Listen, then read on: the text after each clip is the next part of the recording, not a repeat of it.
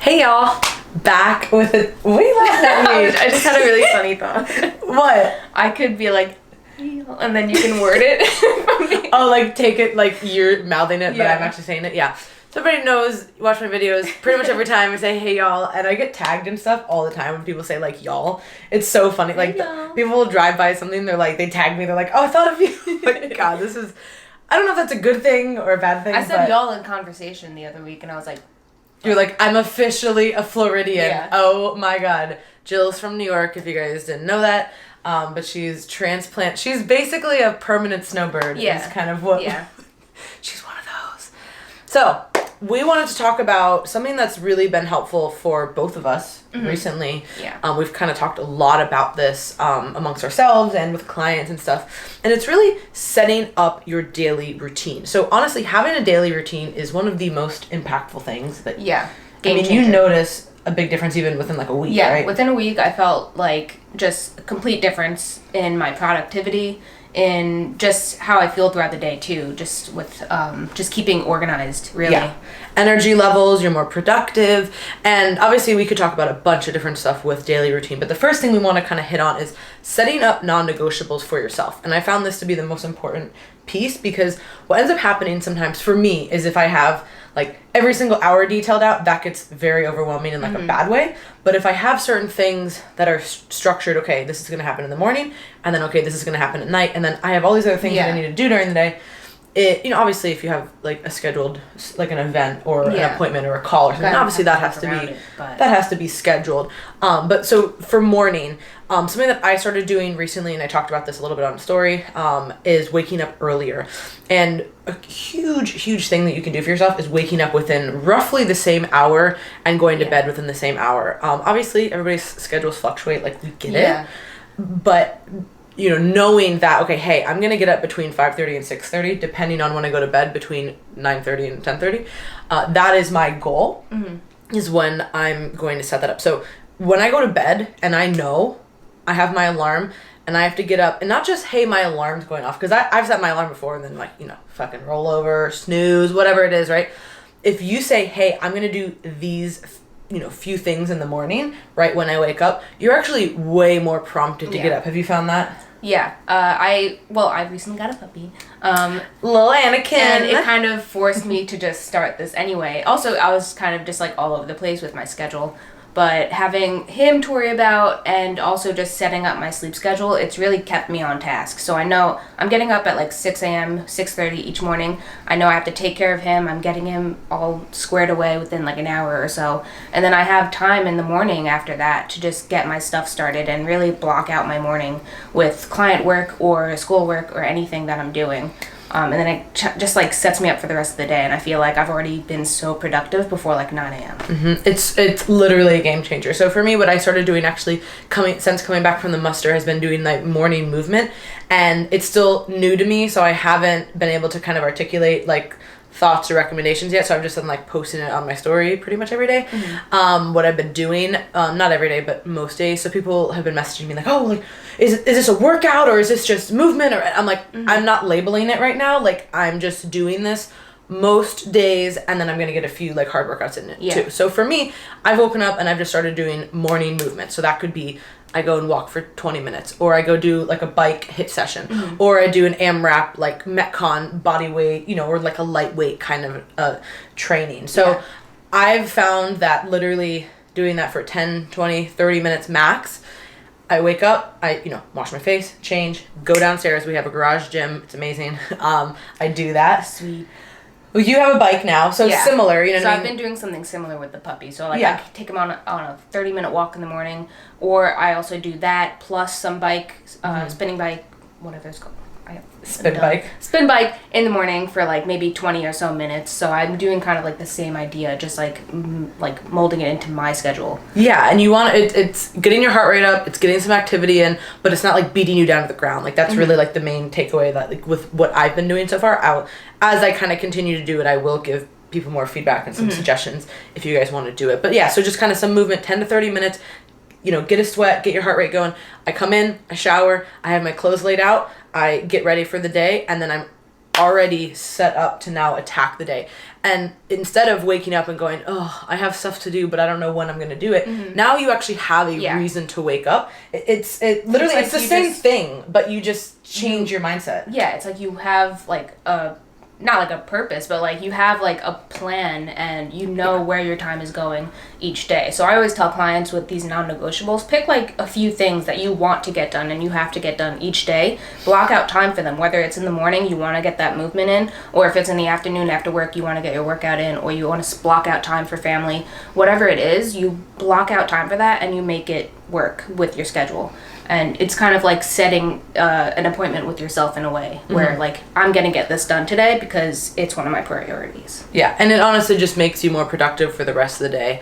And then at night, this is really, really critical. So pretty much, I mean, ourselves included, but also a lot of clients that we deal with really struggle with sleep. Or they don't even know that they struggle with sleep, but they do. Yeah. It's something that just creeps up on everyone. Yeah. We notice that a lot with clients. And they start having, oh, well, I'm not recovering from training, or I'm not feeling good, or I'm really hungry, or I'm just kind of, whatever. And I'm foggy during the day. Like, these are all things that sleep is off and there's something wrong. And the biggest thing that you can do is actually set a routine at night so that you are actually getting quality sleep. So the absolute best thing that I have found recently is called downtime, and it's on the iPhone. Oh, yeah. So basically you go under settings, and then there is a thing called downtime, and basically you can set a timer for when your apps are going to shut down. So your phone is completely active. You can call, you can text, you can, have directions, and you can have your clock. So you have like the phone is functioning. Yeah, it's basically, you have what you need. Yeah. What a phone should be is there, and then all the other dumb all shit. All the other, like, fluff and Instagram and scrolling, all that stuff. But the cool thing is it actually takes the notifications off of it. So, like, I know something that I struggle with is if I see it, then I'm like, oh, I gotta look at it, And I think a lot of people deal with that, too. So, like, if you have messages on Instagram, there's that little up there, or the email thing, that'll pop up.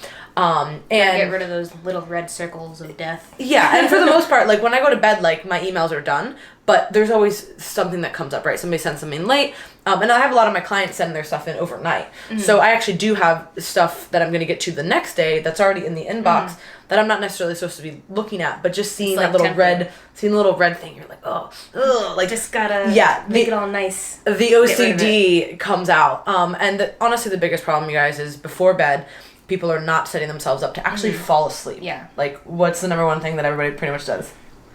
Yep. Just all that blue light, Yeah. Oh, super good for you. Actually, just right in your face. Your eyes are just shot now from the blue light. And actually, so basically the problem with the blue light is that it blocks proper melatonin release. So melatonin does not keep you asleep, but it basically like kickstarts your body to say, hey, it's time for me to go to sleep. So when you have the blue light at night, and there is some on TVs, there's more on computers, and then there's the most on the phone because it's so like condensed and like tablets and stuff. And then what happens is basically the blue light blocks melatonin release. So you have, instead of, the melatonin maybe, let's just say, for example, starting at like 8 o'clock to release and kind of get you tired, now you're pushing that back to 11 at least. So now you're wired, but you're tired. And I would say that everybody can really relate to that feeling. Yeah, been there. Yeah, done that. Been there a million times. And then you just catch yourself, I just call it looking at dumb shit, right? Yeah. Oh, I need to Google this. So, I need to look at that. No, you don't. Like, I promise you don't. And you're going to have a way worse sleep because of it. Yeah. And, all that scrolling, passing the time at night, it's really just not a good idea because you're just going to keep yourself up later.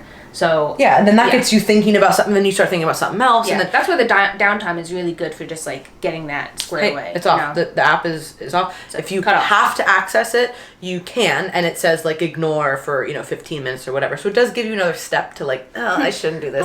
You're like just 10 more minutes. Okay. But so that's key, is kind of just getting off of electronics, getting off, because the big thing is that people say, I can't sleep because my mind's racing. Well, your mind's racing because you've looked at fucking 1,500 things, and then now, you're not having a proper sleep schedule, so yeah, you're probably not going to fall asleep right away if you're looking at this kind of stuff and you're hyping yourself up, essentially.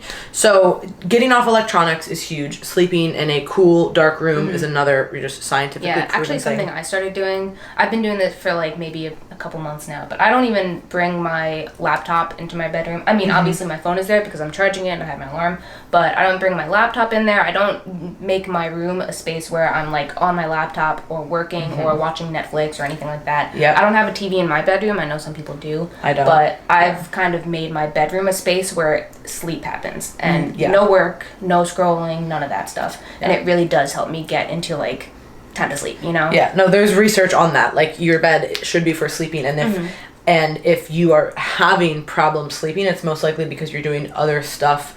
And now you guys are thinking, you're doing, that's allowed too, per the research. But like, you're, you know, whether you're reading or you're on Instagram or you're watching TV or something like that, like something that's, I can't think of the word. It's like stimulating? Stimulating. I'm like sensitive. I'm like, that's not the word. Stimulating. Something that is stimulating is going to be really challenging. And you're gonna get in bed and you're gonna think, oh, time to get up. Time to get up. So, you know, obviously best thing you can do before bed is just, you know, relax. I have a lot of people, what I suggest is either, you know, a few things. So read a real book, not a Kindle book, not an ebook. Just all hardcover, just physical copies. Oh, first of all, I literally cannot stand not physical copy books. I've never used like a Kindle or anything, but I can't imagine using it's anything terrible. But, like, the actual God. I accidentally bought a book on iTunes instead of buying an audiobook. Like, it was literally the first audiobook I ever bought, and I didn't know that that was a thing. So I bought it, and I'm like, oh, getting ready to download, and then I'm like, it's like page 1. I'm like, page 1? What? And I called them. I'm like, listen, I was like, I'm really stupid. And they're like, no, you're not the only person. I was like, okay, good. But yeah, that's atrocious. I literally hate being on my phone. So get a physical copy book, journal. A lot of people like journaling at night, kind of their thoughts, or, you know, just literally whatever you want on that paper. Doing, you know, meditating, you can do like a guided meditation or your own meditation at night. Or just literally take 10 deep belly diaphragmatic breaths. Yeah. And you're going to shift immediately from a sympathetic state to a parasympathetic state. So those would kind of be our two things. There's a million things you can do to set up your day, but hey, set some non-negotiables. Baseline starting points. And then everything else kind of falls. And the same thing with the morning when you know, hey, I'm going to wake up around these times. Same thing with bedtime. You need to know, hey, I need to set a bedtime for myself and actually stick to that. Yeah. One of my biggest struggles lately, but it's made, I know like I could be bad with it, but actually holding myself accountable to that has been a game changer. Yeah. So it's keeping it consistent. So helpful. And our bodies love consistency. You know, I talk about that a lot with diet, of course. But this too is so critical. So if you guys want to change your day, change your productivity, set up some non-negotiables in the morning and also at night. Thank you for watching. We appreciate it. And for more information and amazing articles and, you know, just more learning from people like myself and Gillian, check out the newsletter on teamlocofit.com. You can subscribe there, and you can also apply for coaching on our website.